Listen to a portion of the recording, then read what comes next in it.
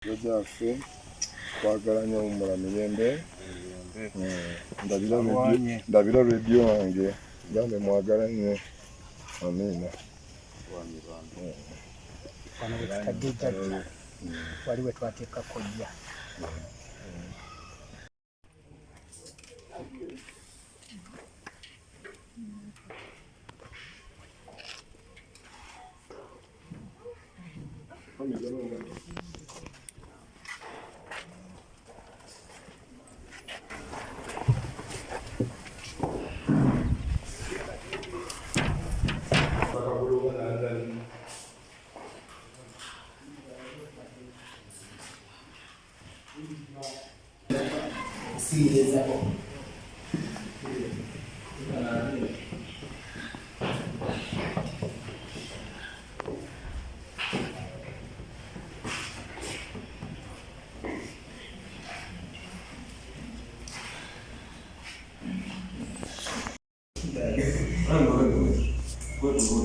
Tata wali ku mutwe mwessaala ne muzeyi Stuart awo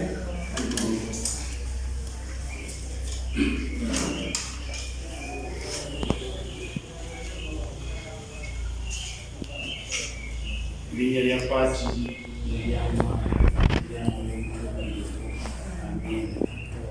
ekitiibwa kibiri kya paatiri ekya mwana n'ekya mwoyo mutuukirivu nga bwe kyali olubereberye na kaakano na bulijjo emirembe n'emirembe.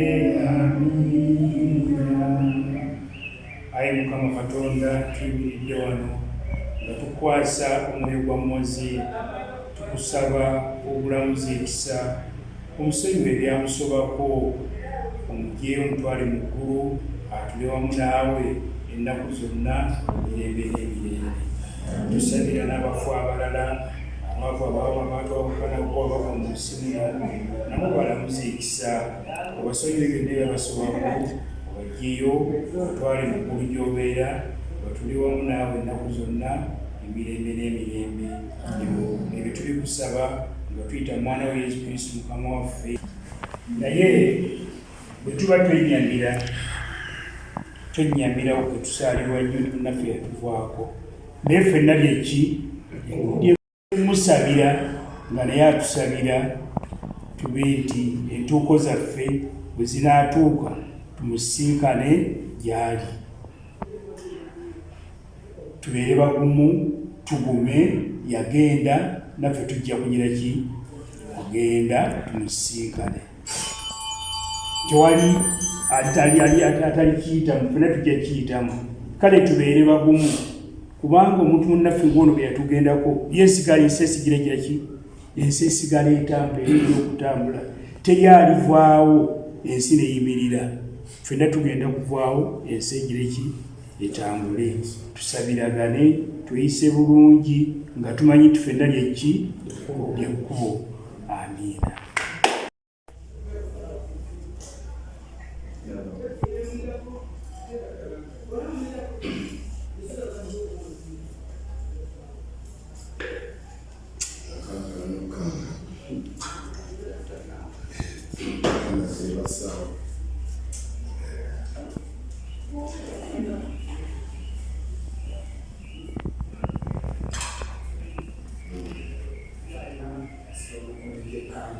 yes Sizo kunkalateka nkajukira twakagula London ngakagala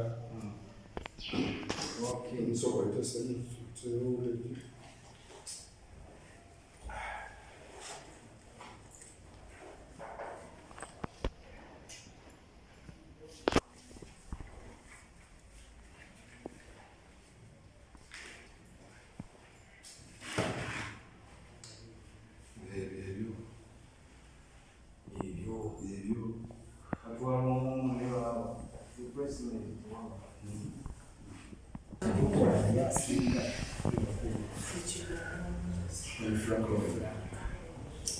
ffe tukola n'alagira ne tumunyiiza.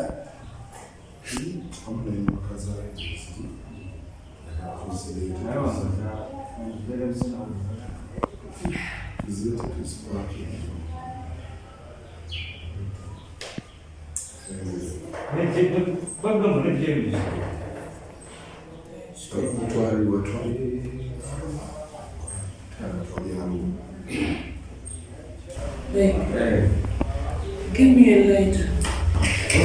Light up for Franco, wasamuteka kama tara bugani.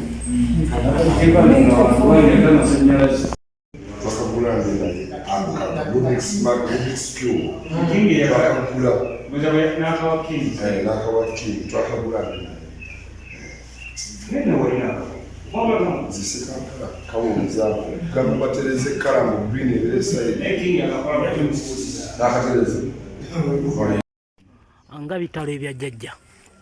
Bitalo nnyo era jjajja wafaawo Mirembe. Otuuse wano embeera n'ekusobera era nodda mu memory z'okumisinga radio at the same time ne jjajja okugendera wamu. Bino byonna bikuyisizza bitya? Munnange bagamba okulobone kukula kuyiga.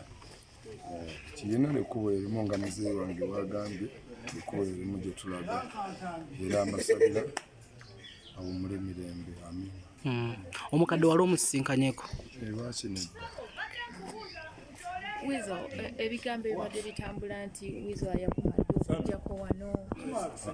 Ate tombuuza bya kisiru mukwano. Tombuuza bya kisiru era interview ewedde. Muyige okubuuza professional questions.